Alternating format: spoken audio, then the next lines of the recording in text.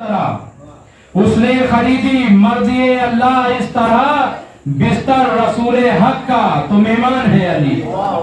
बिस्तर रसूल हक का तो मेहमान है अली, और साइकिल जहां पर होता है ईमान वो जगह।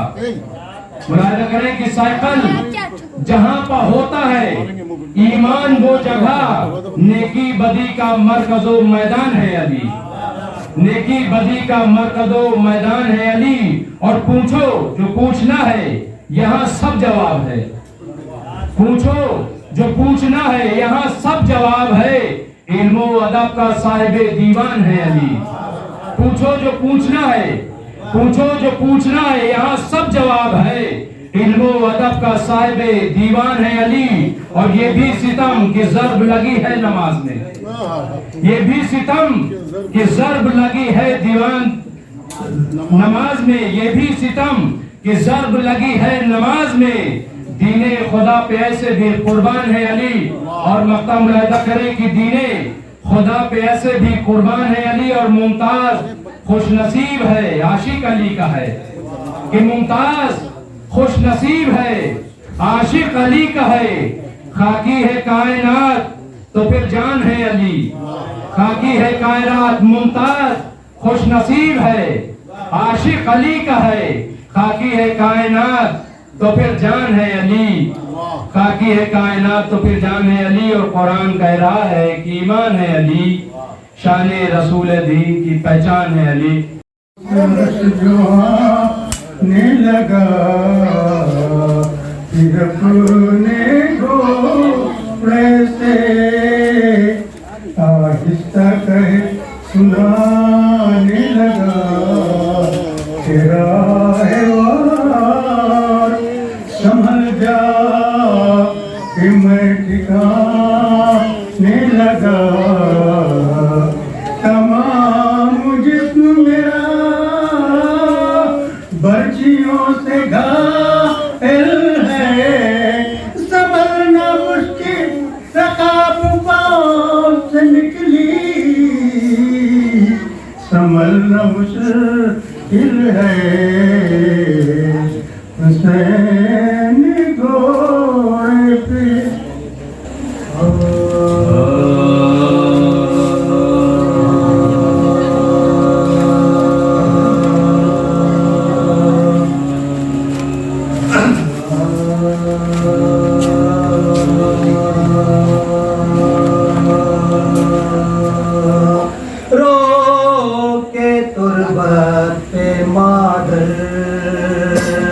का था ये बयान,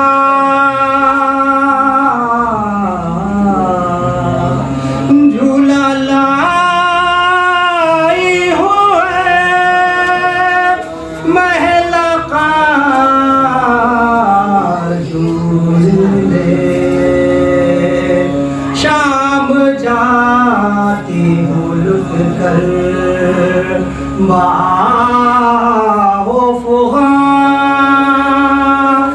झूला लाई हो महला का झूले। नारा हल मिन का सुन कर गिरे खाक पर, रन को लड़ने चले बाप के हाथ पर,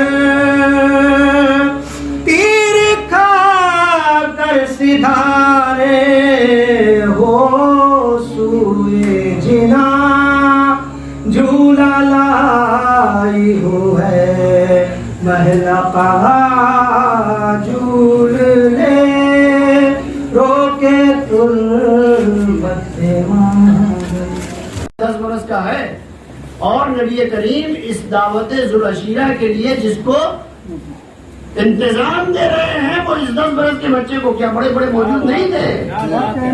बड़े बड़े बुजुर्ग तजुर्बेकार, न जाने कितनी दावतें करने वाले और कितनी दावत उड़ाने वाले, मगर एहतमाम और इंतजाम मौलाए कायनात के हवाले दे करके बता रहे हैं कि देखो یہی روئے زمین پر تنہا ایسا ہے کہ جو بہتر سے بہتر انتظام کر سکتا ہے. صلوات پڑھنا محمد.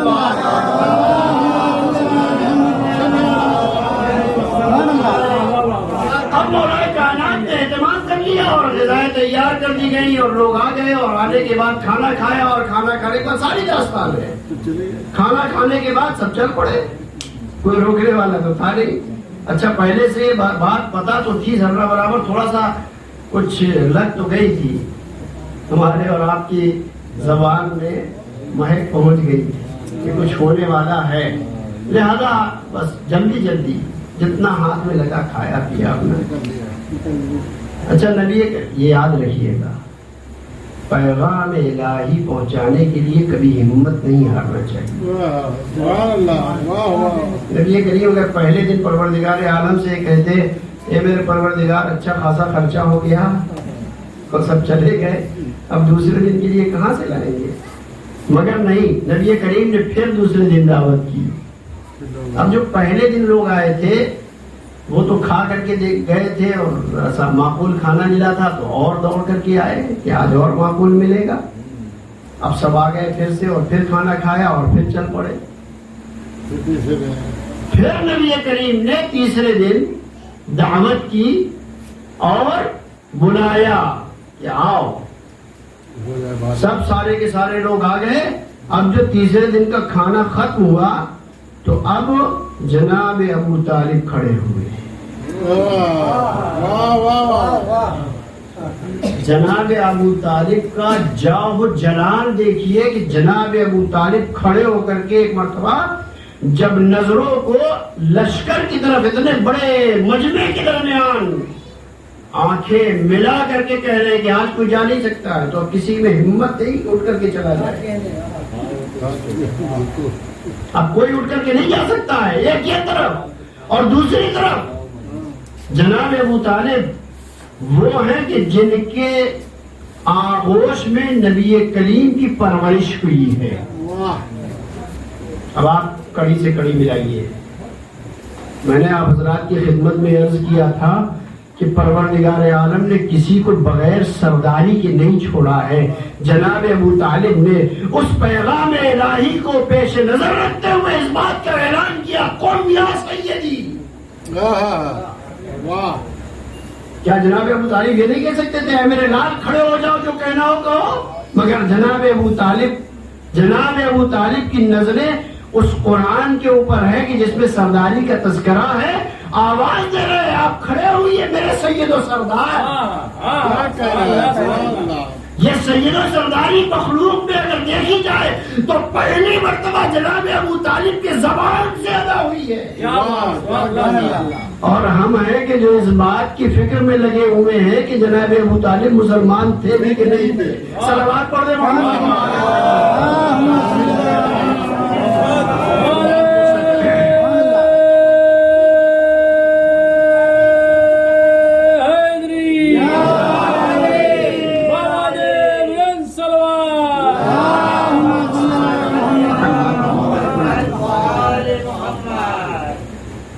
سید و سرداری کا اعلان کر دیا جناب ابو طالب نے. اے میرے سید و سردار آپ کھڑے ہوئیے اور جو کہنا ہو کہیے. ہم آپ کے پاسبان ہیں, ہم آپ کے نگہبان ہیں. ایک مرتبہ نبی کریم حضرت محمد مصطفیٰ صلی اللہ علیہ وسلم کھڑے ہوئے اور کھڑے ہونے کے بعد اس بات کا اعلان کیا کہ پروردگار عالم نے ہمیں حکم دیا ہے کہ لوگوں کو نجات کا راستہ بتاؤ. چنانچہ قول لا الہ الا اللہ تفلحوا. سارے خداؤں کا انکار کر دو اور ایک خدا کو مانو, تم فلاح پا جاؤ گے. بس گفتگو 2 جملوں میں تمام کرتے ہوئے رفع مسائل. تو عزیزان محترم, نبی کریم نے اس بات کا اعلان کر دیا. اب آپ محسوس کریں کہ نبی کریم نے اس بات کا اعلان کر دیا. اب یہ تو طے ہو گیا نا کہ نبی کریم ابھی اسلام کی پہلی اینٹ رکھی جا رہی ہے, اسی دن اس بات کا اعلان کر رہے ہیں کہ جو میری نصرت کا وعدہ کرے گا وہی میرا خلیفہ ہوگا، میرا جانشین ہوگا۔ ابھی تو اسلام کی پہلی اینٹ رکھی گئی ہے اور نبی کریم اس بات کا اعلان کر رہے ہیں کہ جو بھی میری نصرت کا وعدہ کرے گا، میری مدد کا وعدہ کرے گا، وہی میرا خلیفہ ہوگا، وہی میرا جانشین ہوگا اور تمہارا سید و سردار ہوگا۔ مجمع میں سکوت، کوئی کیوں ساکت ہے؟ اتنا بہترین چانس کہاں ملنے والا ہے؟ نبی کریم وعدہ کر رہے ہیں کہ جو بھی میری نصرت کا وعدہ کرے گا وہ میرا جانشین ہوگا۔ مجمع سے لوگ کھڑے ہو جاتے، کہتے یا رسول اللہ ہم آمادہ ہیں، ہم آمادہ ہیں، ہم آمادہ ہیں۔ ایک ہجوم ہوتا، مگر صورتحال ایسی ہے کہ لوگ ابھی اس شجر اسلام کے پھل سے واقف نہیں ہے، ابھی سوچ رہے پریشانیاں آئیں گی، مشکلات آئیں گی، مشرکین حملہ کر دیں گے، لہٰذا کوئی ہمت نہیں کر رہا تھا کہ نبی کی نصرت کا وعدہ کرے، اس لیے کہ ہر انسان ڈرا بیٹھا ہوا تھا کہ حالات بگڑیں گے اور جب حالات بگڑیں گے تو ہم پسیں گے، لہٰذا ہم کیوں پسے؟ ہوتا ہے صحیح ہے۔ ابھی اگر میں آپ کی خدمت میں عرض کر دوں کہ ابھی کوئی نئی پارٹی بن جائے 2022 کے الیکشن کے لیے، بالکل نئی پارٹی ہو اور وہ ممبر بنانا شروع کرے تو لوگ ڈریں گے، اس نئی پارٹی کا کیا ہوگا پتہ نہیں، اگر ہم نے اس کا ساتھ دیا اور یہ حکومت جو چل رہی ہے یا اس کے بعد جو مشہور حکومتیں وہ آ گئی تو ہم تو ناپ دیے جائیں گے، لہٰذا کوئی تیار نہیں ہوگا۔ لہٰذا عام طور سے ذہنیت یہ ہوتی ہے کہ انسان چڑھتے سورج کی پوجا کرتا ہے، چڑھتے سورج کی پوجا کرتا ہے۔ وہاں سب خاموش بیٹھے ہوئے، ایک مرتبہ مولا کائنات کھڑے ہوئے، لبیک یا رسول اللہ، کیا بات ہے، مولا کائنات نے بٹھا دیا، مولا کائنات کو نبی کریم نے کہا بیٹھ جاؤ۔ عجیب مصلحت ہے، نبی کریم غیب پر ایمان رکھتا ہے، نبی کریم غیب کا علم رکھتا ہے، اس کو یہ معلوم ہے کہ اگر پہلی فرصت میں ہم نے اس بات کا اعلان کر دیا کہ میرا خلیفہ اور میرا جانشین یہ علی ہوگا تو ایسی صورت میں مورخ مستقبل میں اس بات کو لکھ دے گا کہ دوسروں کو موقع ہی نہ ملا تھا۔ تیار تو سب تھے، مگر جیسے ہی نبی کریم نے اعلان کیا ہے بچہ کھڑا ہو گیا تو لوگ بیٹھے رہ گئے، نبی کریم نے کہا نہیں۔ پھر اس کے بعد کہا تم میں کون ہے کہ جو میری نصرت کا وعدہ کرے، میری مدد کا وعدہ کرے، جو بھی میری مدد کا وعدہ کرے گا، میری نصرت کا وعدہ کرے گا، وہ میرا جانشین ہوگا، وہ میرا خلیفہ ہوگا، وہ خلیفۃ المسلمین ہوگا۔ پھر کوئی کھڑا نہیں ہوا، پھر مولا کائنات کھڑے، لبیک یا رسول اللہ۔ پھر اس کے بعد تاریخ نے اس بات کو لکھا کہ مولا کائنات 3 مرتبہ کھڑے ہوئے اور تیسری مرتبہ جب کھڑے ہوئے تو پروردگار عالم کے حکم سے نبی خدا نے اس بات کا اعلان کیا کہ میرا خلیفہ یہ ہوگا، میرا جانشین ہوگا میرے بعد۔ عزیزان محترم، نبی کریم نے دعوت ذوالعشیرہ جو ابھی اسلام کی پہلی رکھی جا رہی ہے اسی دن اس بات کا اعلان کر دیا تھا کہ ہمارا مذہب، ہمارا دین بغیر کسی سید و سردار کے رہنے والا نہیں ہے۔ آج میں اعلان کرتا ہوں کہ جس دن میں نہ رہوں گا علی تمہارا سردار ہوگا، خلیفہ ہوگا، جانشین۔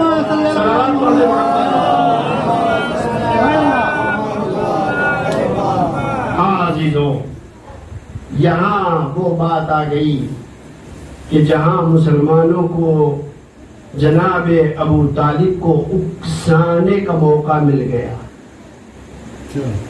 اکسانے کا موقع ملا، دعوت ذوالعشیرہ میں لکھا ہوا ہے اور اتفاق سے عامہ کتب میں اہل سنت کی کتب میں یہ واقعات جب لکھے جاتے ہیں تو اس میں جملات موجود ہیں کہ جب دیکھا کہ اب ہمارا بس تو چل نہیں رہا ہے تو سب سے بڑا جو ان کا حامی ہے اسی کو اکسایا جائے۔ بڑھ کر کے کچھ بزرگوں نے کہا دیکھا ابو طالب کو تانا دے رہے ہیں، تانے کے ذریعے سے اکسا رہے ہیں۔ وہ یہ سوچتے تھے کہ شاید ہمارے اور آپ کے معاشرے کا پروردہ جناب ابو طالب ہے کہ اکسانے میں کسی کی بات میں آ کر کے جذبات میں ایک مرتبہ ہنگامہ برپا کرنے لگیں گے۔ بڑھ کر کے آواز دی ابو طالب دیکھا تمہارے بیٹے کو ہی تمہارا سردار بنا دیا. صلوات پڑھ دے محمد. اب تمہیں اپنے بیٹے کی اطاعت کرنا پڑے گی. عزیزان محترم، تاریخ کا بہت توجہ، تاریخ کا یہ جملہ بتا رہا ہے کہ جو جناب ابو طالب کو اکسایا جا رہا ہے، تانا دیا جا رہا ہے کہ تمہارے بیٹے کو تمہارا حاکم بنا دیا گیا ہے، یہ بتاتا ہے کہ نبی کریم نے غدیر کے موقع پر لفظ خلیفہ جو استعمال کیا تھا اس کا مطلب بھائی نہیں تھا، حاکم تھا. صلوات پڑھ دے محمد.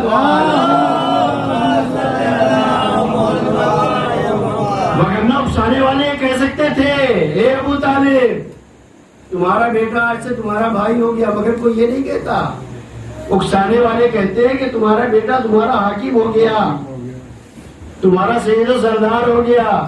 یہ بتانا اور یہ اکسانا بتا رہا ہے کہ خلافت و جانشینی پیغمبر صرف و صرف برادرانہ تعلقات اور محبت کی بات نہیں ہے، بلکہ حاکمیت اسلام کی بات ہے، جانشینی نبی کریم کی بات ہے. عزیزان محترم، یہ قافلہ اسلام آگے چلتا رہا چلتا رہا چلتا رہا، بڑھتا رہا. جنگیں ہونے لگی، مشرکین دشمن ہو گئے، روز کفار کی طرف سے حملے ہوتے تھے اور نبی کریم ہر ایک کا دفاع کرتے تھے، زخموں سے چور ہو جاتے تھے. یہ سلسلہ آگے بڑھتا رہا بڑھتا رہا. ایک وہ وقت آیا کہ نبی کریم ایک قبیلے کے درمیان گئے اور جانے کے بعد اسلام کی دعوت دی. بس سلسلے گفتگو یہاں پاس ختم، وقت ختم ہو چکا ہے. اسلام کی دعوت دی. اب جو اسلام کی دعوت دی تو اس قبیلے میں ایک شخص بحیرہ نام کا تھا.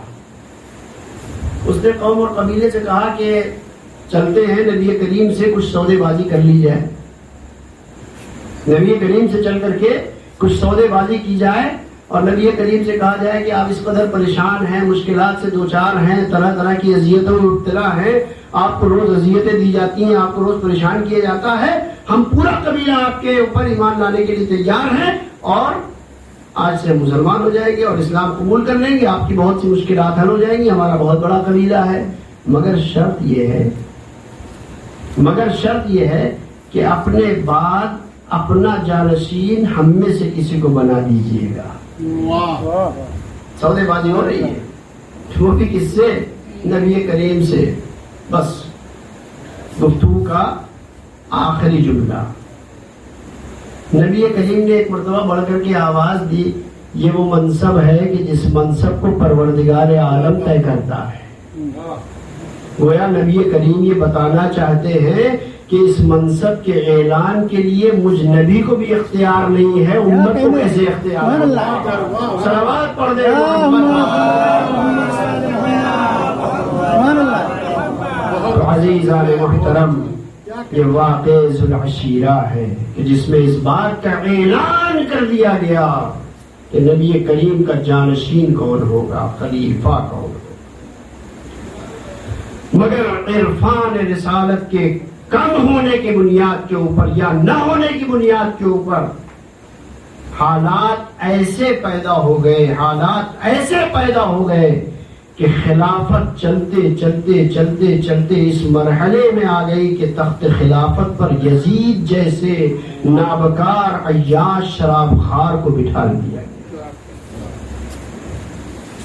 یہی وہ موقع تھا کہ جس موقع پر جانشین نبی کریم حضرت امام حسین علیہ السلام نے قیام فرمایا. ہم آپ پڑھتے ہیں اور سن لیتے ہیں، مگر ذرا دل پر ہاتھ رکھ کر کے سوچئے، کسی کو اگر اپنا وطن چھوڑنا پڑے تو کتنا سخت ہوتا ہے. بعض اوقات لوگ یہ کہہ دیتے ہیں کہ اگر امام بیعت کر لیتے تو نقصان کیا تھا. ہم یہ کہتے ہیں کہ پوری دنیا نے بیعت کر لی تھی، اگر ایک حسین بیعت نہ کرتے تو یزید کا کیا بگڑ جاتا. ایمان کی بیعت کا اصرار یہ بتاتا ہے کہ ساری دنیا اگر بیعت کر لے، اگر فرزند رسول بیعت نہ کرے تو ہماری خلافت کا کوئی فائدہ نہیں۔ چنانچہ بیعت کا مطالبہ کیا اور نبی کریم کے نواسے نے مدینے کو ترک کیا۔ مکاتب نے لکھا ہے، تاریخ نے لکھا ہے کہ نبی کریم کا نواسا پوری رات بیدار رہا، کبھی نانا کے قبر پر جاتا تھا، کبھی بھیا کی قبر پر جاتا تھا، کبھی ماں کی قبر پر پہنچتا تھا، اور پہنچنے کے بعد کہتا تھا کہ اے مادر گرامی، اب اس کے بعد آپ کی قبر پر کوئی شمع روشن کرنے والا نہ ہوگا، حسین مدینے سے جا رہا۔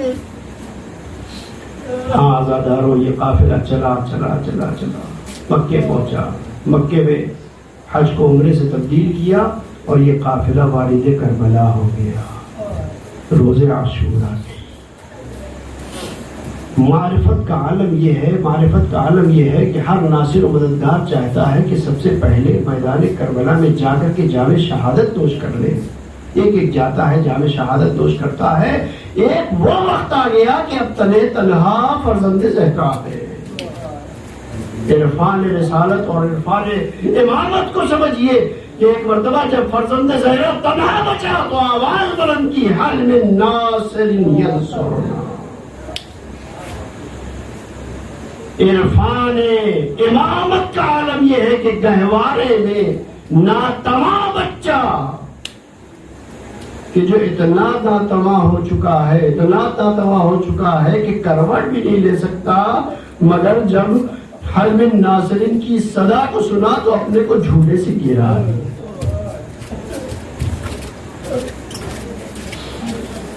خیمے میں قرآن برپا ہو گیا۔ علی اصغر اپنی زبان سے تو نہیں کہہ سکتے تھے کہ اے مولا مجھے مرنے کی اجازت دے دیجیے، اس لیے کہ بے زبان تھے جناب علی اصغر۔ جتنے بھی کربلا میں شہید ہوئے ہیں سب کے سب امام کی خدمت میں آئے ہیں، اور آنے کے بعد اس نے جہاد دیا ہے، مولا مرنے کی اجازت چاہیے، اور امام نے اجازت دی ہے، اور میدان کربلا میں جا کر کے اس نے جام شہادت نوش کیا ہے۔ علی اصغر اتنے چھوٹے ہیں کہ اپنی زبان سے اس بات کا اظہار نہیں کر سکتے کہ مولا مجھے مرنے کی اجازت دے دیجیے، تو اپنے عمل سے اپنے کو گہوارے سے گرا کر کے یہ بتایا مولا ہم اپنی جان آپ کے اوپر قربان کرنا چاہتے ہیں۔ ہاں آزادارو، ایک مرتبہ امام خیمے میں آئے، خیمے میں آنے کے بعد اس بات کو بیان کیا کہ علی اصغر کو میرے حوالے کر دو، شاید میں پانی کا مطالبہ کروں اور چند قطرے آب یہ مظالم دے دے۔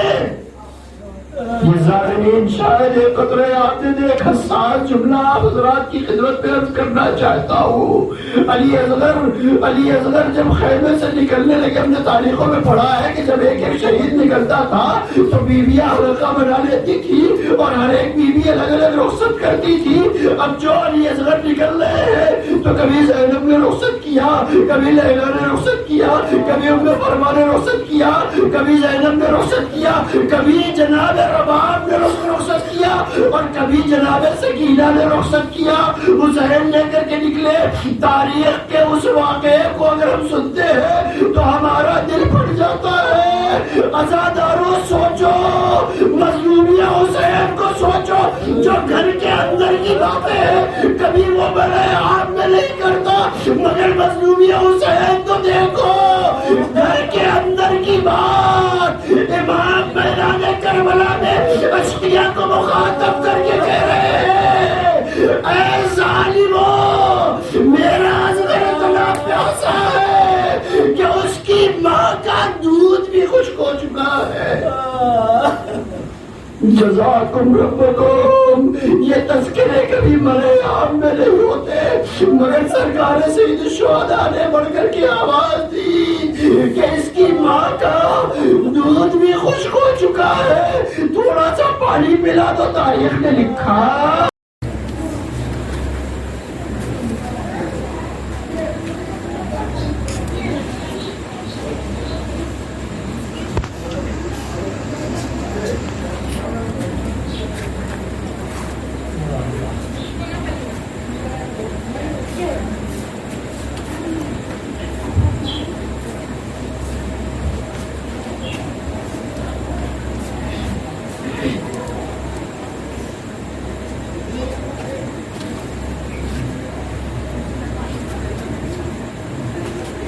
لا حول ولا قوة إلا بالله العلي العظيم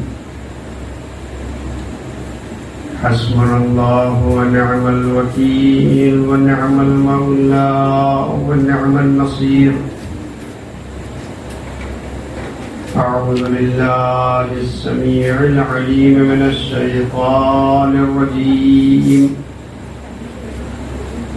بسم الله الرحمن الرحيم الحمد لله الذي هدانا لهذا وما كنا لنهتدي لولا أن هدانا الله لقد جاءت رسل ربنا بالحق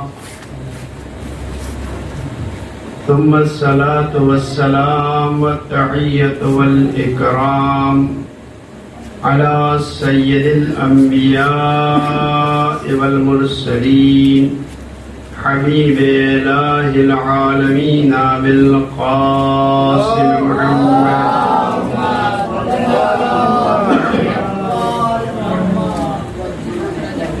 وعلى آل بيته الطيبين الطاهرين المعصومين المظلومين لا سيما بقية الله في الأرضين واللعنة الدائمة الباقية على أعدائهم وقاتليهم وغاصبي حقوقهم ومنكري فضائل وعصمة وولايتهم أجمعين من يوم عداوتهم إلى يوم الدين وبعد يوم الدين آمين يا رب العالمين أما بعد فقد قال الإمام جعفر الصادق عليه السلام بسم الله الرحمن الرحيم إن لكل شيء سيدا والسيد المجالس مجالس الشيعة صلوات پڑھتے ہیں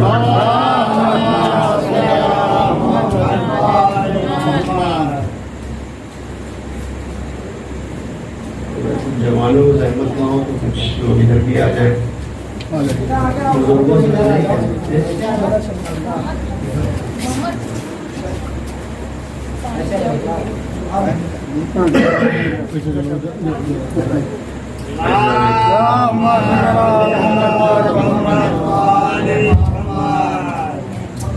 عزیزان محترم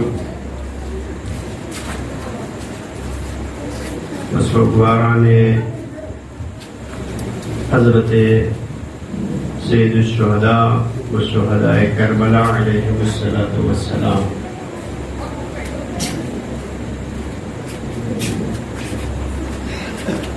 آپ کے درمیان سرداری اور سیادت کے عنوان سے تھوڑی سی گفتگو رہے گی۔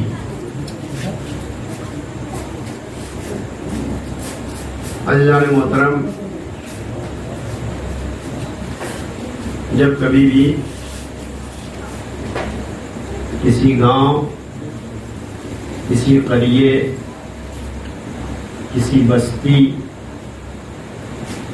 میں جانے کا شرف حاصل ہوتا ہے کہ جہاں فرش عذاب بچتی ہے، تو وہاں اس بات کے یقین میں اضافہ ہو جاتا ہے کہ پروردگار عالم نے یہ وعدہ کیا ہے کہ جو ہمارے ذکر کو زندہ رکھے گا اس کو ہم حیات ابدی دیں۔ صلوات پڑھ دے محمد۔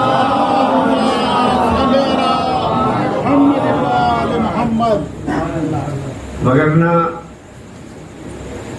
ایک چھوٹی سی قوم، بظاہر دبی کچلی قوم، اور نہ جانے کتنے دشمنانوں کے درمیان اور نہ جانے کتنے بدعتوں کے فتووں کے باوجود عزائے سید الشہداء قریہ قریہ، بستی بستی، شہر شہر، ملک ملک قائم ہے۔ یہ صرف ارادہ پروردگار عالم کی بنیاد کے اوپر ہے، اس لیے کہ پروردگار عالم نے کسی کے بھی احسان کو اپنے اوپر نہیں رکھا ہے، برسد وہ احسان کہ جس کی بنیاد کے اوپر اس کا نام تا قیامت زندہ ہو جائے۔ ہم میں سے کون نہیں جانتا، ہم میں سے کون اس بات سے واقف نہیں ہے کہ نام خدا کو مٹانے کے لیے کیسے کیسے ظالم حکمراں اس روئے زمین پر گزرے ہیں۔ ہمیں اس مالک کائنات کا کروڑوں شکر ادا کرنا چاہیے کہ ہم نہایت درجہ آسانی اور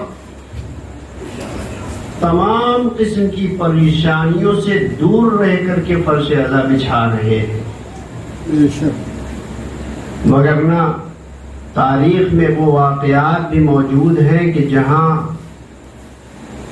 محبان اہل بیت و اطہار علیہم السلام کے خون سے دیواریں چنی گئی ہیں، مگر آج ان کا نام نہیں ہے، مگر محبان اہل بیت اطہار علیہ السلام کے روزے جگمگا رہے ہیں۔ اب آپ یہ بتائیے، انصاف سے بتائیے کہ حکومتیں، سلطنتیں، جاہ و حشم، بادشاہت، خلافت، ملوکیت، سب کے سب ہر دور میں، ہر زمانے میں کس کے پاس رہی ہے؟ نہ مال کی کمی، نہ سرمایہ کی کمی، نہ اقتدار کی کمی، مگر آپ جا کر کے اس روئے زمین پر ایک کونے سے لے کر کے دوسرے کونے تک چلے جائیں، پچھم سے پورب، اتر سے دکھن، کسی بھی مملکت میں جا کر کے دیکھ لیں، بڑے بڑے بادشاہوں کے مزار نہیں ملتے، مگر اس در کے غلاموں کے مزار آج بھی موجود ہیں۔ ہمیں لاکھوں پروردگار عالم کے لیے شکر بجا لانا چاہیے کہ پروردگار عالم نے ہمیں فرش عزا جیسی عظیم نعمت سے نوازا۔ عزیزان محترم، بہت تفصیلی گفتگو نہیں ہوگی، اس لیے کہ شاید وقت اس بات کی اجازت نہ دے۔ صادق آل محمد حضرت امام جعفر صادق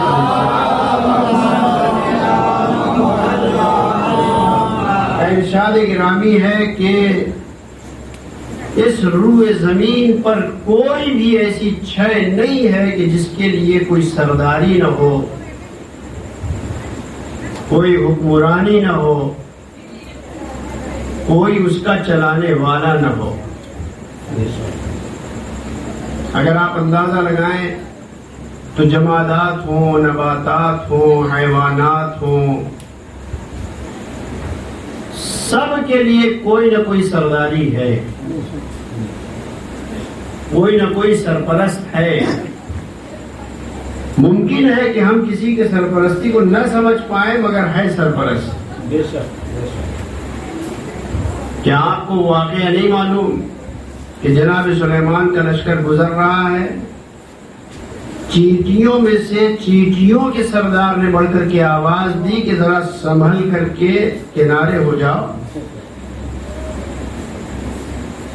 جناب سلیمان کا قافلہ گزر رہا ہے، کہیں ہم کچل نہ جائیں۔ گویا اس بات سے یہ اندازہ ہوتا ہے کہ جس مخلوق کو ہم اتنا کمزور سمجھتے ہیں کہ چاہے تو آنکھ جھپکتے اپنے چٹکیوں میں مسل دیں، ان کی یہاں بھی سرداری پائی جاتی ہے۔ چنانچہ اگر قرآن کریم کا مطالعہ کرے تو قرآن کریم کی متعدد آیات اس بات کی طرف گواہ ہے کہ جس میں پروردگار عالم نے ہر ایک کی سرداری کا اعلان کیا ہے۔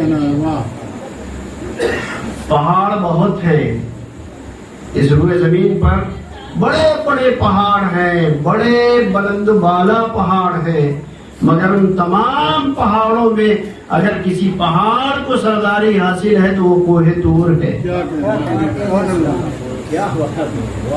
کیوں کوہ طور کو سرداری حاصل ہے؟ اس بنیاد کے اوپر کوہ طور کو سرداری حاصل ہے کہ کلیم خدا جا کر کے وہاں اپنے معبود سے گفتگو کرتا تھا۔ پانی بہت ہے، نہ جانے کتنے سمندر ہیں، نہ جانے کتنے چشمے ہیں، نہ جانے کتنی دریا ہیں، مگر ان تمام پانیوں میں اگر کسی پانی کو سرداری حاصل ہے تو وہ آب زمزم ہے۔ آب زمزم کو سرداری اس لیے حاصل ہے کہ ایک نبی خدا نے اپنے پیروں کو زمین پر رگڑا تھا تو اس سے چشمہ جاری ہوا۔ ایک نبی خدا اگر کسی زمین پر اپنے پیروں کو رگڑ دے اور اس سے چشمہ جاری ہو جائے تو اس چشمے کی اتنی برکت ہو کہ پوری دنیا اس کو پیے، مگر اس کا چشمہ کبھی سوکھنے والا نہیں ہے، کم ہونے والا نہیں۔ یہ سب قرآن کریم کی حکایتیں ہیں۔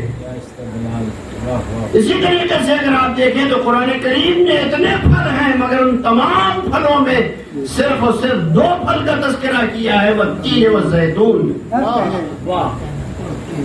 علامہ حسن زادہ آملی سے کسی نے دریافت کیا کہ یہ انجیر کو سارے پھلوں پر سرداری کیوں حاصل ہے؟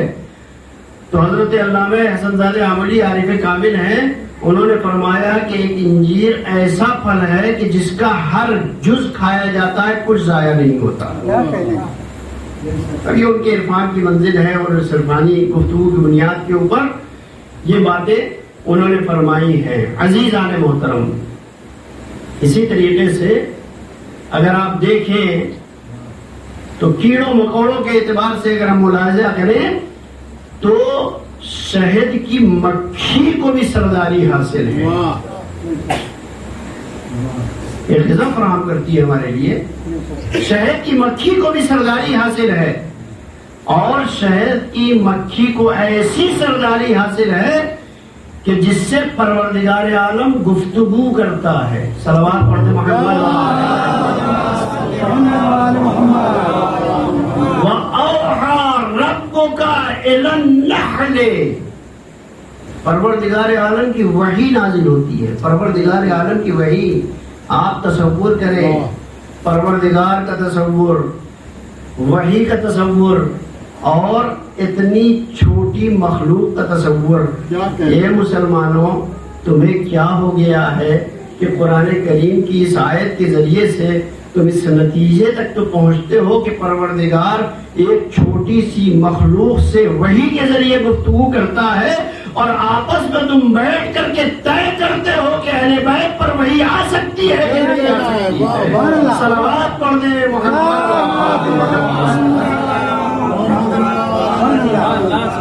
ہمارے درمیان بحثیں ہوتی ہیں کہ شہزادی کائنات کے اوپر وحی آ سکتی ہے کہ نہیں آ سکتی ہے۔ ذرا سوچو، وہ مالک حقیقی جو ایک چھوٹے سے بے زبان مخلوق سے گفتگو کر سکتا ہے، تو جس کے ذریعے سے یہ پورا دین کا شجر تیار ہوا ہو، پروردگار عالم اس سے گفتگو نہ کرے؟ تو سرداری ایک چھوٹے سے مخلوق کے لیے بھی ہے، اور یہیں تک بات نہیں رکتی ہے۔ ہم اور دوسری مثالیں ابھی قرآن کے روح سے آپ حضرات کی خدمت میں عرض کریں، اس سے پہلے 2 مثالیں ہمارے اپنے سماج کی ہم بیان کر دیں آپ حضرات کی خدمت میں۔ ہمارے درمیان بھی اگر دیکھا جائے تو ہم نے بھی اپنے درمیان کچھ نہ کچھ سردار بنا رکھے ہیں. صحیح یا غلط اس سے بحث نہیں ہے، مگر ہمیں یہ معلوم ہے کہ پھلوں میں ہم آم کو سردار بتاتے ہیں. پھل بہت سے ہیں، نہ جانے کتنے پھل ہیں، سیب ہے، سنترا ہے، موسمی ہے، لیچی ہے، مگر پھلوں میں ہم نے آم کو سردار مانا ہے. اور یہی نہیں، ہمارے درمیان جنگل کا راجہ شیر کو کہا جاتا ہے. صلوات پڑھ دے محمد. تو یہ درمیان میں گفتگو آ گئی تھی، وگرنہ ساری پرانی گفتگو ہوگی انشاءاللہ. تو عزیزان محترم، پروردگار عالم نے ہر چیز کے لیے کسی نہ کسی کو سردار بنایا ہے، کسی نہ کسی کو سرپرست بنایا ہے، تاکہ نظام کائنات میں کوئی گڑبڑی نہ ہونے پائے. تو ہم نے آپ حضرات کی خدمت میں یہ عرض کیا کہ پروردگار عالم نے پہاڑوں میں کوہ طور کو سردار بنایا، پانی میں آب زمزم کو سرداری بخشی، پھلوں میں انجیر کو یہ اہمیت دی کہ پروردگار عالم نے انجیر کے ذریعے سے قسم کھائی. مہینوں میں کتنے مہینے ہیں؟ ان تمام مہینوں میں پروردگار عالم نے ماہ مبارک رمضان کو رمضان کو سارے مہینوں پر برتری دی. کیوں برتری دی؟ اس لیے برتری دی کہ اس ماہ میں پروردگار عالم کا کلام پاک نازل ہوا ہے. تو پروردگار عالم نے اس ماہ مبارک رمضان کو تمام مہینوں پر سرداری دے دی. اور آگے بڑھیے، اگر ہم دنوں میں نگاہ کریں تو دن کے اعتبار سے جمعہ کو ایسا تو نہیں ہے کہ جمعے کا دن جو ہے وہ بقیہ دنوں کے بنسبت زیادہ بڑا ہوتا ہے یا زیادہ چھوٹا ہوتا ہے. موسم کے اعتبار سے اگر دیکھا جائے تو اس وقت جتنا بڑا دن جمعے کا ہوگا اتنا ہی بڑا دن سنیچر کا ہوگا، اتنا ہی بڑا دن اتوار کا ہوگا، اتنا ہی بڑا دن دسمبر کا ہوگا. مگر پروردگار عالم نے دنوں میں بھی اگر کسی کو سرداری دی تو جمعے کو سرداری دی. اسی بنیاد کے اوپر جمعے میں کچھ الگ سے اعمال بیان کیے گئے تاکہ اس کی سرداری کے ماتحت تم کچھ فائدے اٹھا سکو. معنوی اعتبار سے ٹھیک ہے کہ ہمارے یہاں اتوار ہمارے لیے بہت مفید ہوتا ہے، اس لیے کہ اس دن چھٹی ہوتی ہے اور ہم اس اتوار کو بچا کر کے رکھتے ہیں کہ جو کام پینڈنگ پڑے ہوئے ہیں اس اتوار کے دن کر لیں گے. پروردگار عالم یہ کہنا چاہتا ہے کہ روز جمعہ جو سارے دنوں میں افضلیت رکھتا ہے، اس دن میں اگر تم کچھ عمل انجام دو گے تو بقیہ دنوں کے بنسبت اس دن کے عمل میں زیادہ ثواب لکھا جائے گا. صلوات پڑھ دے محمد.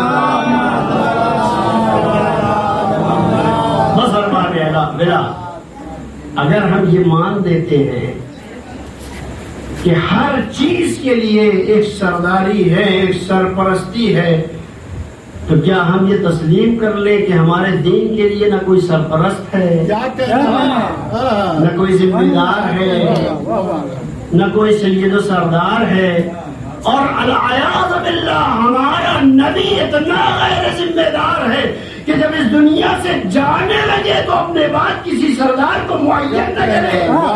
صلوات پڑھ محمد.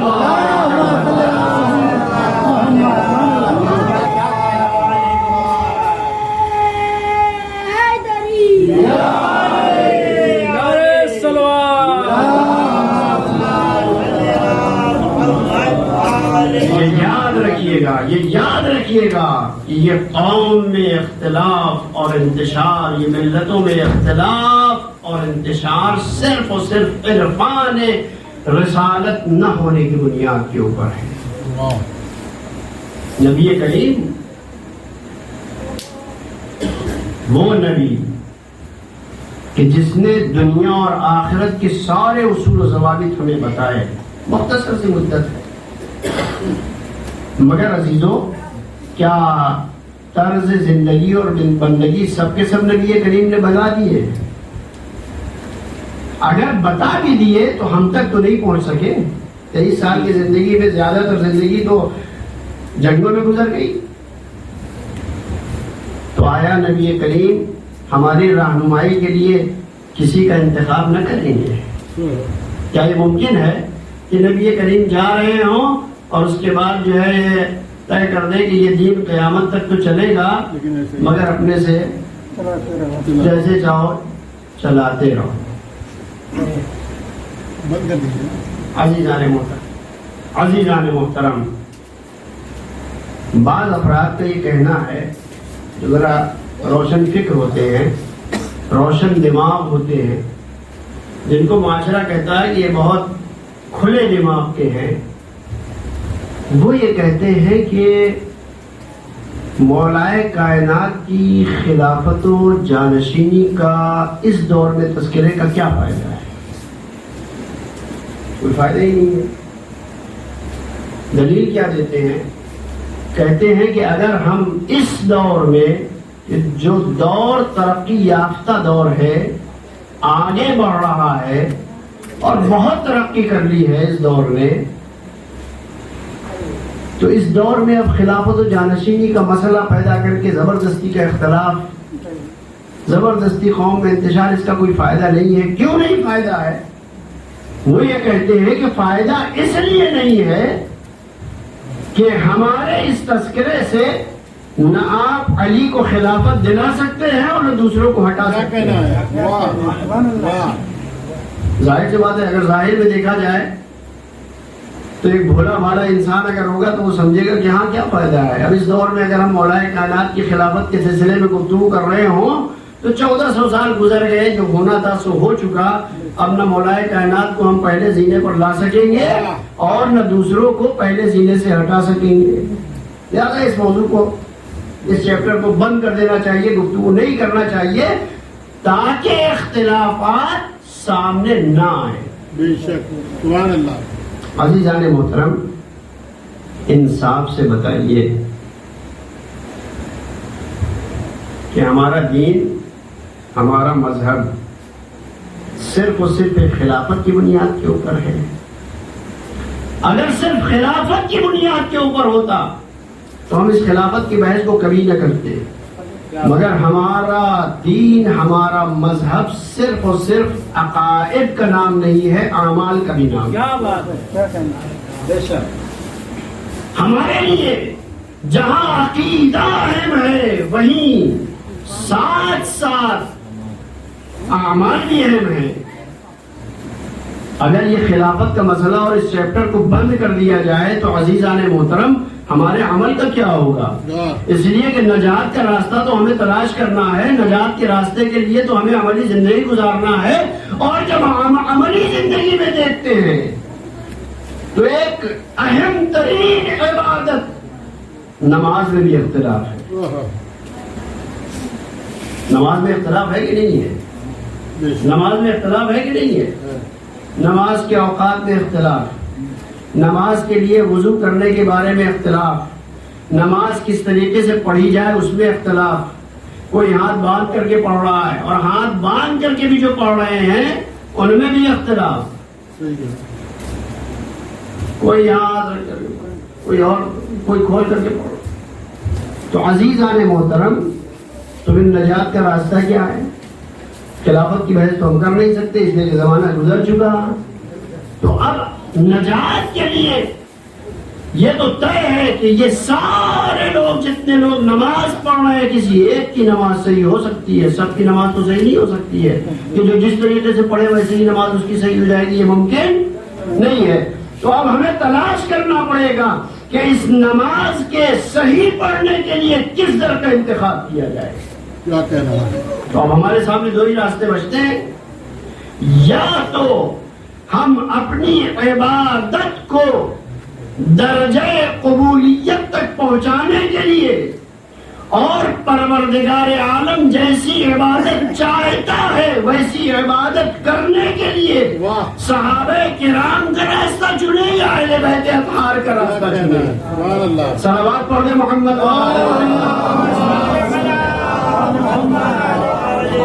یہاں سے یہ بات سامنے آتی ہے کہ خلافت اور جانشینی رسول اکرم صرف اور صرف ایک تاریخی مسئلہ نہیں ہے بلکہ عملی مسئلہ ہے، اس لیے کہ جب تک خلافت کا مسئلہ حل نہ ہوگا اس وقت تک ہماری عملی زندگی کے مسائل حل نہیں ہو سکتے ہیں۔ صلوات پڑھنے محمد۔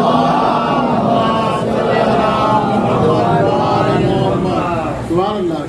تو عزیزان محترم، اب یہاں پاس آ کر کے ہمارے لیے ایک مشکل یہ پیدا ہو جاتی ہے کہ اس خلافت اور جانشینی نبی کریم کے سلسلے میں ہمارے لیے مشکل سامنے آ جاتی ہے کہ ہم کون سا راستہ اختیار کریں۔ صحابہ کا راستہ اختیار کریں، اہل بیت اطہار علیہ السلام کا راستہ اختیار کریں، کس راستے کے اوپر ہم چل کر کے راہ سعادت پر چل کر کے منزل سعادت تک پہنچ سکتے ہیں، ہمارے لیے ایک مسئلہ ہے۔ تو اب نبی کریم کی حیات طیبہ پر اگر نگاہ کی جائے تو نبی کریم کی حیات طیبہ میں اب نبی کریم جا رہے ہیں، ہمیشہ تو رہنے آئے نہیں تھے۔ صحیح بات۔ کسی نے خوب کہا ہے جب احمد مرسل میں رہے کون رہے گا؟ تو نبی کریم اب جا رہے ہیں، جب نبی کریم جا رہے ہیں تو امت کو کسی نے کسی تین طریقے پر چھوڑ کر کے جا سکتے ہیں۔ بس یہ ہمارے شاید گفتگو کی آخری منزل ہو۔ تین راستے بچتے ہیں۔ ایک راستہ یہ بچتا ہے کہ نبی کریم امت کو ایسے ہی آزاد بے سید و سردار چھوڑ کر کے چلے جائیں کہ جو کچھ تھا ہم نے پہنچا دیا، اب تم جیسے چاہو زندگی گزارو، ہم سے کوئی لینا دینا نہیں۔ نہیں۔ عزیزان محترم، کون صاحب عقل اس بات کو قبول کرے گا کہ جس نے اپنی 23 سالہ حیات طیبہ میں اتنی مشکلات اٹھائی ہوں، اتنی پریشانیاں اٹھائی ہوں، کانٹوں پر چلا ہو، کوڑے اور کٹر کا سامنا کیا ہو، لہو لہان ہوا ہو، تلواریں کھائی ہو، زخموں سے چور ہوا ہو، وہ اپنے دین کو بے سہارا چھوڑ کر کے چلا جائے کہ تم جیسے چاہو آگے زندگی گزارتے رہنا، جبکہ نبی کریم اس بات کو جانتے ہیں کہ یہ وہ دین ہے کہ جو تا قیام قیامت جب تک رہنے والا ہے، تا قیام قیامت، اس سے پہلے نہیں ختم ہونے والا ہے، اور جہانی بھی ہے، یعنی ہر طرف اب اسلام ہوگا، بقیہ اور کوئی مذہب ہوگا نہیں، اس لیے کہ پروردگار عالم نے اعلان کیا ان الدین عند اللہ ہے الاسلام۔ تو ایک تو راستہ یہ بچتا ہے کہ نبی کریم امت کو چھوڑ دے کہ تم اپنے اعتبار سے جیسے زندگی گزارنا چاہو اپنی زندگی گزار لینا، ہم سے کوئی لینا دینا نہیں ہے۔ تو کوئی بھی صاحب عقل اس بات کو قبول کرنے کو تیار نہیں ہے۔ ہم قرآن کے حوالے سے کوئی بات نہیں کرنا چاہتے ہیں، عقلی بات سامنے کی باتیں ہیں، اس کو ہم آپ حضرات کی خدمت میں عرض کرنا چاہتے ہیں۔ عزیزان محترم، تو ایک تو راستہ یہ ہے۔ دوسرا راستہ وہ ہے کہ جس راستے کو عام مسلمان بیان کرتے ہیں کہ نہیں، نبی کریم غیر ذمہ دار نہیں ہے، کسی نہ کسی کو ذمہ داری دے کر کے جائیں گے، مگر وہ ذمہ دار کون ہے؟ شورا۔ وہ ذمہ دار کون ہے؟ شورا۔ نبی کریم نے کہا کہ یہ چند افراد ہیں اور یہ چند افراد اپنے اعتبار سے کسی نہ کسی کو اپنا خلیفہ بنا لیں گے، کسی نہ کسی کو اپنا جانشین، ہمارا جانشین بنا دیں گے اور اس کے بتائے ہوئے راستے پر چلیں گے۔ اس بات کو تو تسلیم کر سکتے ہیں، مگر عزیزو اس بات کو تسلیم کرنے کے لیے ہمیں سب سے پہلے مرحلے میں صحابی رسول کی مخالفت کرنا پڑے گی۔ اب آپ سوچیں گے کہ کیا بات ہوگی؟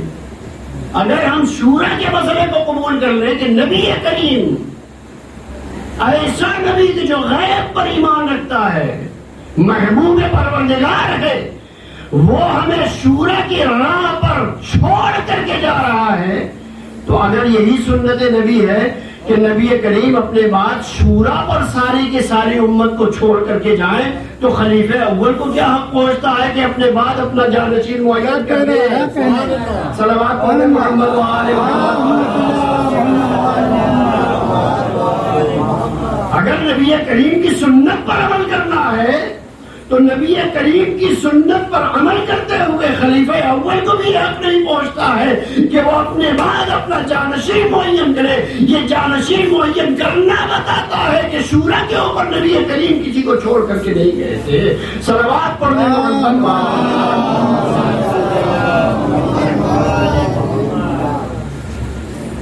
اب تیسرا یہ ایک راستہ بچتا ہے کہ نبی کریم نے اپنا کسی کو جانشین بنایا ہے۔